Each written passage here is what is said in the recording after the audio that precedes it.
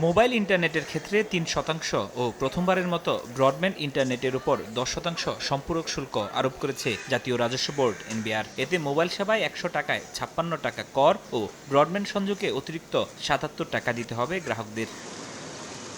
কর বৃদ্ধির এই হারকে অযৌক্তিক দাবি করেছে এ খাতের গ্রাহক ও সেবাদানকারী সংগঠনগুলো। রোববার জাতীয় প্রেস ক্লাবের সামনে আয়োজিত মানববন্ধনে তারা বলেন, নতুন করে বৈষম্য তৈরি করছে সরকার। সরকারকে সঠিক সিদ্ধান্ত নেওয়ার জন্য সুস্থ মস্তিষ্কে ফিরে আসার জন্য অনুরোধ জানাচ্ছি।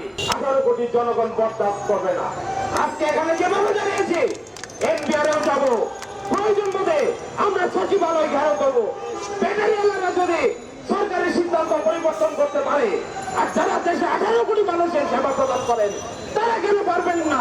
বিগত সরকারের উদ্দেশ্য হাসিল করা আমলাদের ভাতা দিতে জনগণের উপর ভ্যাট ও শুল্কের বোঝা চাপানোর অভিযোগ করা হয়।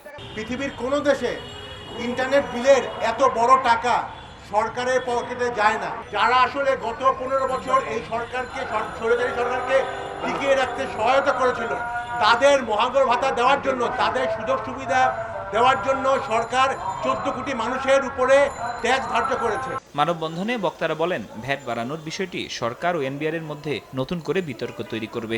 500 টাকার ইউজার 77 টাকা 50 পয়সা অতিরিক্ত দিতে হবে।